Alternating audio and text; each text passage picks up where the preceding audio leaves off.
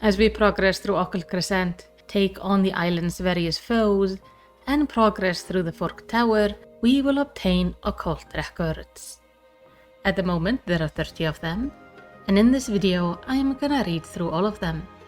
If you like Final Fantasy XIV lore, news, and gameplay, then make sure to give the channel your commendation by liking and subscribing. But now, let's start with entry number 1, Captain Ram Bluefistin. In the year 1497 of the 6th Astral Era, a Lominsan sea-wolf explorer of not 20 summers plotted a westward course for Hingashi, embarking on a fateful voyage that would catapult him into the ranks of legends. Unbeknown to him and his crew, a great continent lay between them and the Far East, and it was not the splendor of Kugane, but the shores of Tural that ultimately lay upon the horizon. Having made landfall, Captain Ram roamed the interior, ultimately reaching Mamuk, the vast home of the Mamulja. There he met then Autar Kululjaja, with whom he struck up a firm friendship. Together the pair ranged the length and breadth of Tural, spurred on by the same adventurous spirit that led the old sailor to this mysterious island. Entry 2, the Phantom Village. Perched upon the eastern tip of the Occult Crescent, this compact settlement is deathly silent, save for the gentle sluicing of the Plaza Fountain. Though its stone structures are weathered and overgrown, the orderly state of the town implies a degree of active preservation by some unknown hand. In the harbor, the forlorn wrecks of an outbound ship are testament to the fearsome reputation Shade's Triangle commands. Entry 3, the Archive.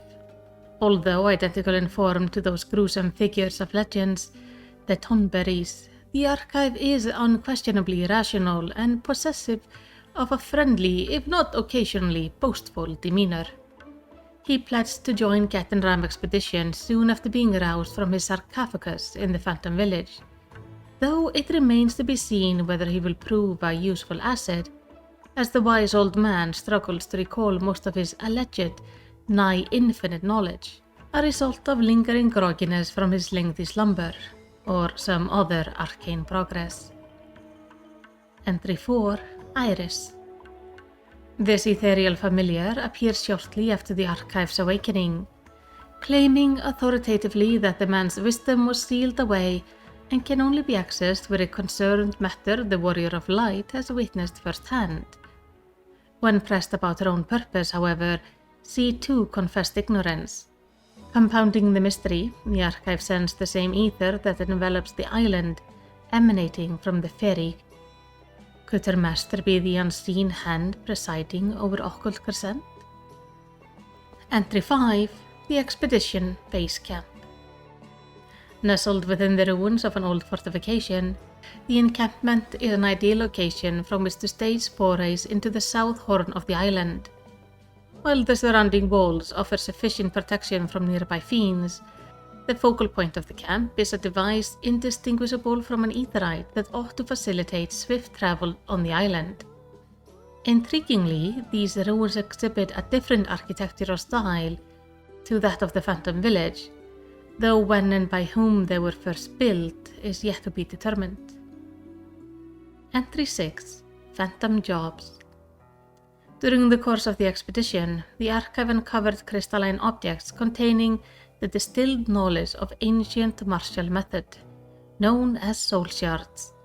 These fragments allow the bearer to wield an array of long-forgotten techniques. According to the scholar Thurin Tonberry, the crystal will cease to function upon leaving the Occult Crescent, thus limiting their efficiency to the islands. Nonetheless, they should prove a boon when dealing with this more competitive fauna. Entry 7, the Lost Citadel. This rough-hewn stone fortress looks to have stood for centuries past its abandonment by the original occupants, though its vaulted corridor now echo with the restless prowling of more monstrous denizens. Architecturally, the rhomboid motifs and cavernous central dome bear a striking similarity to the Amdapori ruins discovered in the Twelveswood. The presence of the multiple stone guardians also implies some relation to ancient Amtapor. Entry 8. Trade Tortoise. This hulking reptilian possesses a modicum of intelligence, not to mention a rudimentary grasp of common tongue, and will attempt to sell his wares to anyone foolish enough to draw near. Those who would engage in business with the craven beast should note that these trinkets are invariably cursed. This predilection for curses hints some connection with the city of Scala, which once prospered in Girabania, though why anyone would summon such a troublesome familiar remains a mystery. Entry 9. The Vanishing Slope. Stretched from the southern tip of the island, this stony beach overlooks the bay formed by the Crescent, and on clear days a bifurcated tower can be seen shimmering, mirrors-like in the distance. The weathered ruins clustered on the shore bear similarities with the Phantom Village, namely, the inverse canonical style favoured by Nim, an ancient city-state that flourished upon present-day Vilbrand. The rounded central plaza and the overarching layout of the ruins suggest this was a location of religious or spiritual significance. Entry 10. Nimian Petalotus. Nimian legends speak of a petalotus, a shark from which sprouts two ambulatory limbs. Naturalists long deride the idea as laughable, asserting that the myth is based on a real species of shark that uses its fin to traverse the seabed as if it's walking. This notion itself was eventually disputed when credible reports of the limbed shark began to flood in. As if its very existence was not strong enough, a curious rumor surrounds the creature. Allegedly, the petalotus will resist the temptation to devour any fleshy morsel it identifies as a friend. Individuals attempting to verify said rumors have thus far ended, predictably. Entry 11. Persistent Pots. Afflicted with an insatiable appetite for elixirs, these diminutive creatures are technically soulkin, although their habits and life cycles are little understood. As such, alternative theories concerning their nature abound, chief among them the notion that they are in fact a species of voidsend related to the imp. Equally, debates rage regarding their thirst for elixir. Some naturalists posit that the need is nutritional, while others suggest the creature simply enjoys burdening their interlocutors with unreasonable demand. Perhaps one day science will produce a compelling answer. Entry 12. Heathcliff. Almost entirely devoid of trees and other large flora, these undulating hills are stalked by beasts who need not fear the lack of cover on account of their sheer size and ferocity. Standing stately and silent among these prowling creatures is a rotunda, built upon an ornately patterned etherical note. This note may well be the center point of whatever arcane nexus powers the island's ward and obscures the Crescent's very existence from those who approach. Entry 13. The Fell Warren. Deep within the caves running through the rugged mountain of the Occult Crescent lies a ruined ancient city. The prevalence of pointed arches calls to mind ancient Scala, which once flourished in Girabania before the sixth umbral calamity inundated the land. Although much of Scala now sleeps beneath Loch Seld, these remnants bear all of the hallmark of their unusual architectural process, the masterful sculpting of wind-weathered stone formation. Entry 14. Mythic Idol. Found in the depths of the crystalline cavern, this creature's fragile ceramic-formed belly is an enduring strength. The magical runes upon his torso allow it to summon minions and arcane artifacts in battle, making it a challenging, unpredictable foe. Details regarding the mythic idol creation have always been shrouded in mystery. Records indicate that even the people of Scala, who often utilize such constructs, were unaware of their provenance. Given that Girabania has long been a hub of trade with the East, there is every likelihood that the underlying technology was developed in foreign land and deliberately kept secret. Entry 15, The Shadowed City. Towering above the forlorn streets and shuttered buildings of this once magnificent city is a colossal pyramid visible from miles away. His architecture distinctly resembled that of Mach, great power reduced to naught by the War of the Magi and subsequent Sixth Umbral Calamity. As the stigma associated with Mach's forbidden art remains strong today, the secrets of its destructive magic and summoning rituals have been largely left to slumber in the desolate swampland of Yafim, and perhaps here, in this ruined metropolis. Entry 16, Black Chocobo. Black feather chocobos capable of flight are the culmination of lengthy selective breeding process, and are seldom encountered in the wild. Occult Crescent, however, is home to a sizable population that seems to thrive despite the numerous fiends roaming the isle. Whether they are escaped stable chocobos from the mainland or were brought here intentionally remains unclear. Entry 17, Crescent Berserker. The Shadowed City often echoes with the footfalls of this hulking, vaguely man-like scourge. Despite its mortal appearance, it is no different to the soulless voidsend that swarm the nearby streets, an artificial construct brought to life by etherical energies for use as a familiar, like as not. Given that the soul shard in his possession allows it to wield a berserker technique, is more than makes up for what it lacks in intelligence with unbridled fury. Entry 18, Elder Growth. The Occult Crescent is home to wealth of architectural ruins, seemingly handpicked from various fallen civilizations, and this sense of curation extends to the island's plant life as well. For example, one humid region is home to giant trees that could well be a millennium old, yet are entirely unsuited to the local environment. The logical conclusion is that the trees were transplanted from some far-flung place. Yet, why to seek to transform the island's ecology in such a manner? Entry 19, The Abandoned Ascent.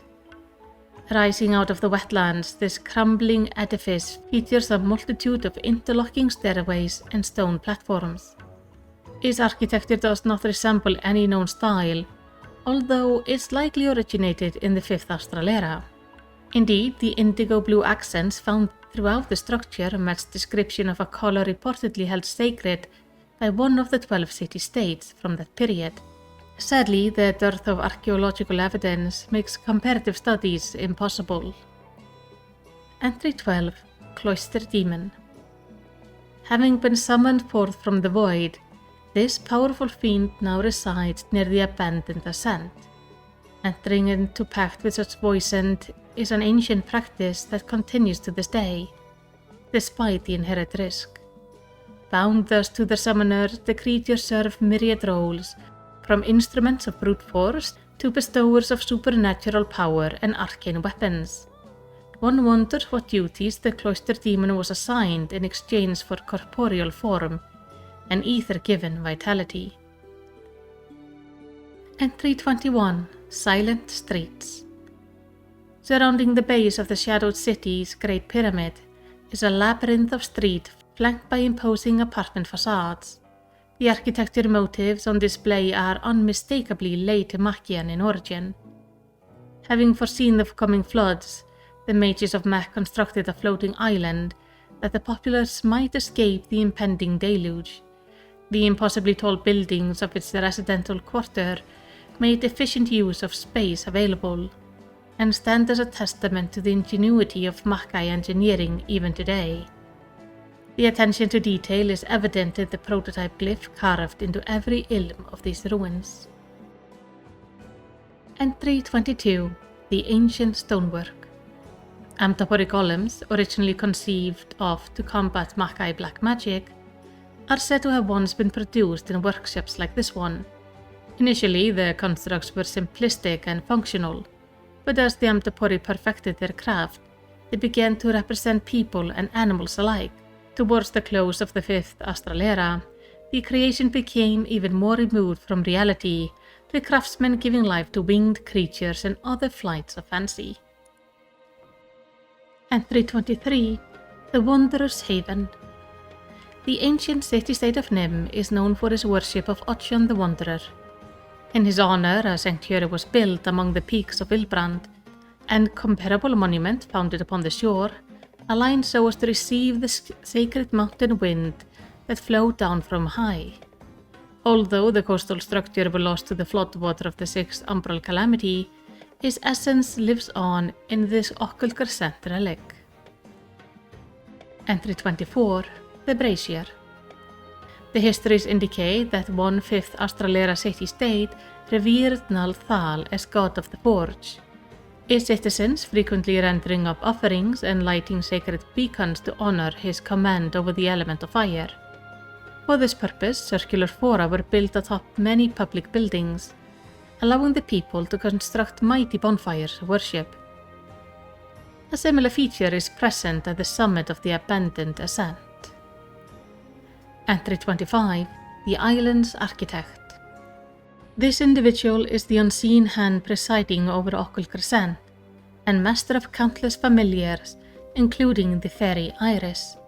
Seemingly, their ultimate goal is to protect and preserve 5th Australera cultures, although in a manner which prevents the period's blighted legacy and the knowledge that brought about the War of the Magi from transmitting to future generations. The mystery of this contradictory aim is compounded further by the ethereal voice that has guided at least one soul to the island. Entry 26. The Demon Tablet. Upon entering the Tower of Blood, intruders are met with this grim stone guardian, a variant of the demon wall that defended ancient Amdapor. As techniques for producing the soulkin developed, Amdaporian artists crafted ever more intricate automata, of which this specimen is a fine example. Covered in magical inscription, it appears optimized for preventing the ingress of threat into the tower.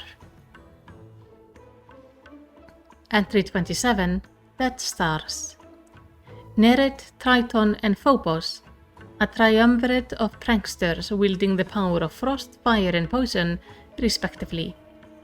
Using their command of the elements, the trio manipulate the weather on the Occult Crescent, having apparently been tasked with preserving the island's transplanted flora.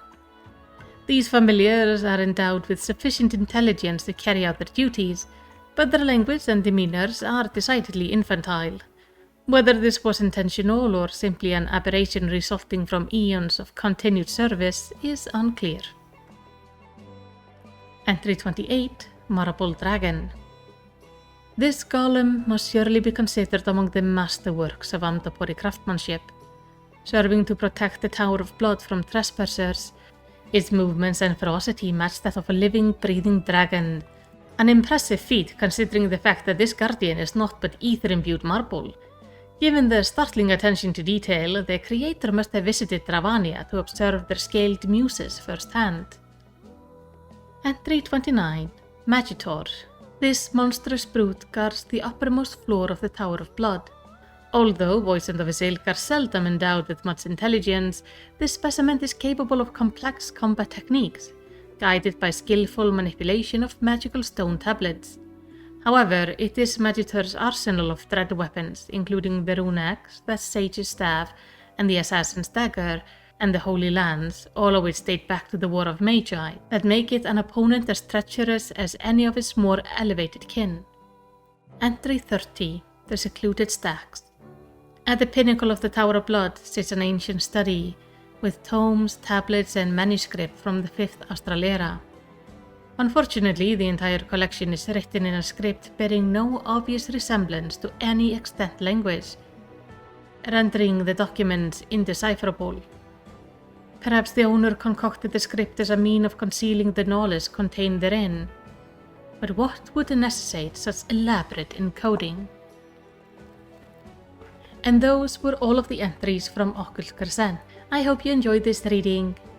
If you liked it, make sure to give the video a commendation by liking and subscribing. And in the end, all I want to say is takk for að horfa og eigðu yndislegan dag.